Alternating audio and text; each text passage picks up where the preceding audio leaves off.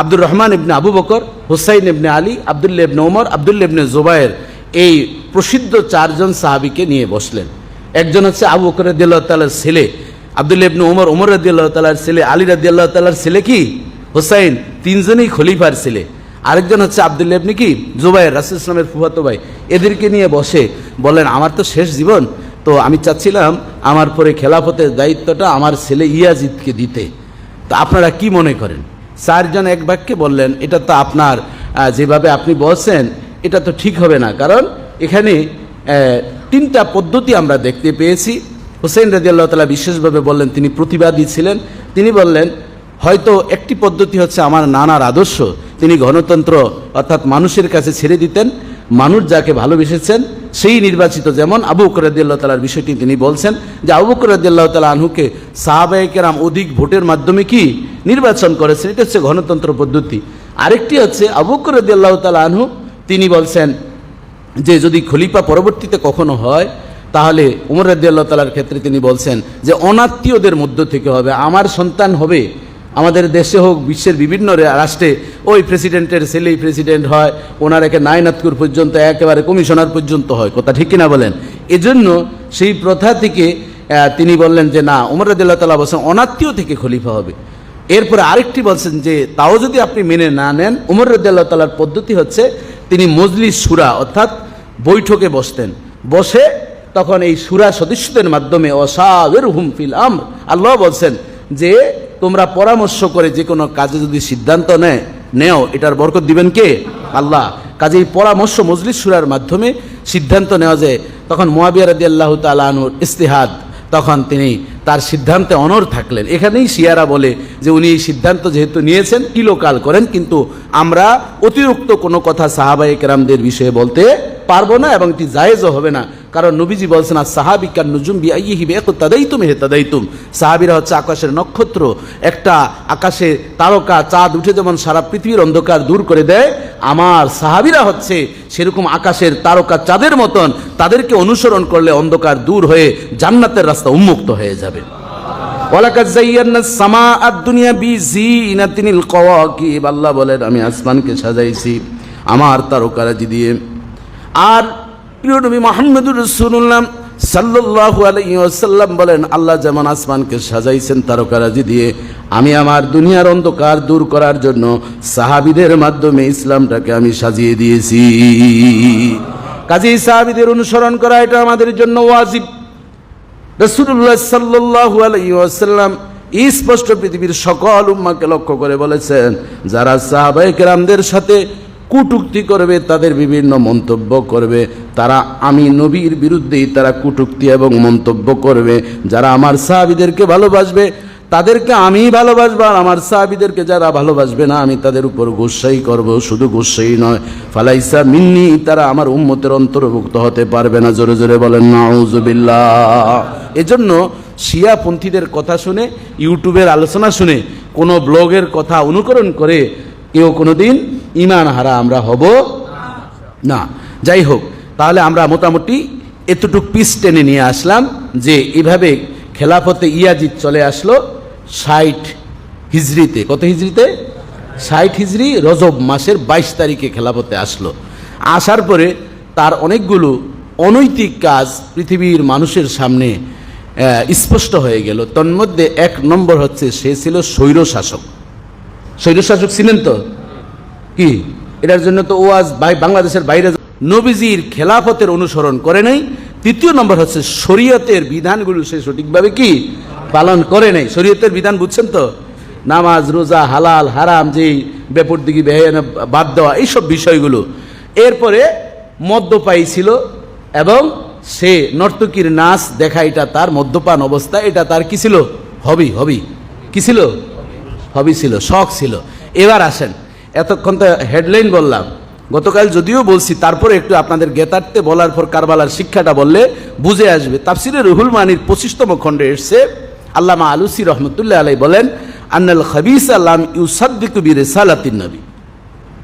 আল্লামা Alusi রহমতুল্লাহ আলাইহি তাফসিরে রুহুল মানির 25তম খণ্ডে বিস্তারিত বর্ণনা করতে গিয়ে বলেন, ইয়াজিদ এমন একজন পাপিষ্ঠ লোক ছিল, সে আমাদের প্রিয় নবী মুহাম্মদুর রাসূলুল্লাহ সাল্লাল্লাহু আলাইহি সাল্লামের রিসালাতকে সে সঠিকভাবে শতভাগ মান্য করত না। কিভাবে সেটা? সে যখন মদ্যপান করেছিল, একবার তাকে মদিনার কিছু মানুষকে জিজ্ঞাসা করল, আপনি তো খেলাফতের মসনদে বসছেন, এই খেলাফতের মসনদে যারা ছিল তারা মদ পানকে হারাম ঘোষণা দিয়েছেন। আল্লাহ সুবহানাহু ওয়া তাআলা যখন ইন্নামাল খামরু ওয়াল মাইসিরু ওয়াল আনসাবু ওয়াল আজলামু রিজসুম মিন আমালিশ শাইতান, আল্লাহ তাআলা যখন নাজিল করলেন ইন্নামাল খামর, এই মদ্যপান, জুয়া, ভাগ্য নির্ধারণের দিন, এই সব কাজগুলো হারাম।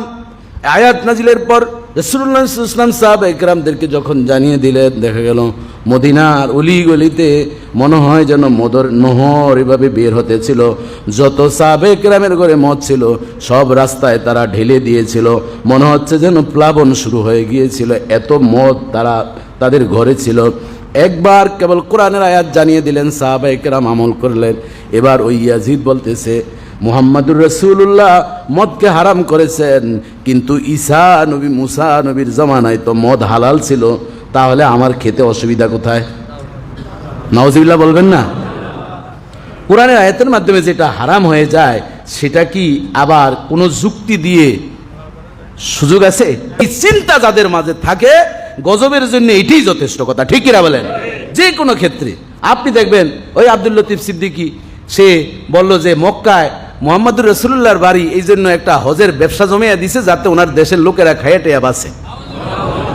এই ধরনের কথা বলার কারণে দাকাত আলাইহিমুল আরদু বিমা রাহুবাত, আল্লাহ বলেন যারা এই ধরনের অনৈতিক কথা, ইসলামের বিরুদ্ধে কথা বলবেন, নবী রাসূলদের বিরুদ্ধে, সাহাবায়ে কেরামের বিরুদ্ধে কথা বলে দুনিয়ার জমিন প্রশস্ত হওয়া সত্ত্বেও সংকীর্ণ করে দেন কে? তাদের ঠাঁই আর পৃথিবীতে কি থাকে না। এজন্য সাহাবায়ে কেরাম তাবুকের যুদ্ধে যান নাই, নবীজি কেবলমাত্র তাদেরকে বলেন কেন যান নাই? এদেরকে পরিহার করার জন্য। ওই সাহাবীদের স্ত্রীরা কেমন ছিল? স্ত্রীরা বলছে, আল্লাহ যতদিন ক্ষমা না করবে তোমাদের সাথে এক বিছানায় ঘুমাবো না। সন্তানরা বলো তুমি বাবা হতে পারো, কিন্তু যতদিন আল্লাহ ক্ষমার ঘোষণা না দিবে, নবীজি না দিবে, ততদিন বাবা বলে আর সম্বোধন কি করব না। পরবর্তীতে ওনারা ওনাদের নিজেদেরকে মদিনা মসজিদের খুঁটির সাথে বেঁধে বলছেন, আল্লাহ যতদিন তুমি ক্ষমা না করবে, আমার স্ত্রী দাম দেয় না, সন্তান দেয় না, এলাকার মানুষ আমাদেরকে অবাঞ্ছিত ঘোষণা করেছে। তখন তারা এমন তওবাতুন নাসুহা করেছে, আল্লাহ তাআলা তওবার আয়াত নাজিল করে তাদেরকে পরিশুদ্ধ করে দিয়েছেন। জোরে জোরে বলেন আল্লাহু আকবার। এ থেকে আমাদের শিক্ষা, যদি অন্যায় ইসলামের বিরুদ্ধে, আলেম ওলামাদের বিরুদ্ধে যে কোনো সময় কথা বলে থাকেন, আল্লাহর কাছে গোপনে গোপনে কান্না করে আল্লাহ শুধরিয়ে নেবেন, কারণ ইন্নাল্লাহ তাওয়াবুর রহিম, আল্লাহ তাআলা তওবা কি কবুলকারী। বাবাজি, বন্ধুরা আমার, দেখুন এই ইয়াজিদ মদ্যপানকে সে করে, এই মদ্যপায়ী হওয়ার কারণে সে বলতেছে এটা এইভাবে শরীয়তে আগে জায়েজ ছিল, এখন খেলে অসুবিধা কি? তাহলে সে কি মুসলমান থাকতে পারে? এক। দ্বিতীয় নম্বর হচ্ছে বেদে এবং নেহিয়া কিতাবের 8ম খণ্ড 184 পৃষ্ঠা আল্লামা ইমাদউদ্দিন রহমতুল্লাহ, হাফেজ ইমাদউদ্দিন ইবনে কাসির রহমতুল্লাহ আলাইহি তিনি বর্ণনা করেন যে মদিনা থেকে দামেস্কে, অর্থাৎ রাজধানী ছিল তখন এই সিরিয়া বা শামের রাজধানী ছিল কোথায়? দামেস্ক, যেখানে মুআবিয়া রাদিয়াল্লাহু তাআলা দায়িত্ব পালন করেছেন। তো সেখানে একটা প্রতিনিধি দল গেল, চৌকুশ প্রতিনিধি দল গিয়ে তারা খোঁজখবর নেওয়ার জন্য যে আমরা যা শুনতেছি, একটা মানুষের বদনাম যখন শুনেন কাছে গিয়ে অবজারভেশনের দরকার আছে না নাই? সিলে কান নিয়ে গিয়েছে, সিলের পিছনে দৌড়ে একবার খোঁজে দেখে না আসলে আমার কানটা আছে কিনা, এরকম আমাদের বাঙালিদের এই অভ্যাস আছে না নাই? এজন্য মদিনার ওই প্রতিনিধি দল গিয়ে বলল, ক্বালু কাদিবনা মিন ইনদি রাজুলিন লাইসা লাহু দীনুন, আমরা গেলাম মদিনায়, গিয়ে দেখলাম সত্যি যা শুনছি, ইয়াজিদের ভিতরে দিন ইসলাম বলতে আমরা তেমন কিছু কি পাই নাই। এক নম্বর কারণ কি? ওয়াশরাবুল খামর, আমরা নিজেরা দেখেছি সে মদ পান করতেছে ডুকডুক করে। ও তাজিকু ইনদাহুল গায়ানাতুল মাসি, যখন মদ পান করতেছিল শতাধিক নর্তকী তার সামনে নাচতেছিল আর সে মজা মেরে মেরে মদ পান করতেছিল। এরপরে তৃতীয় নম্বর কি? ওয়াত্রাকুস সালাহ, নামাজের সময় হয়েছে, নামাজের সময় হচ্ছে, আমরা নামাজ পড়ছি আর তাকে দেখতেছি ওই মজা। আমাদের দেশে এরকম আছে না নাই? নাইট ক্লাবগুলোতে কি হয় বলেন তো?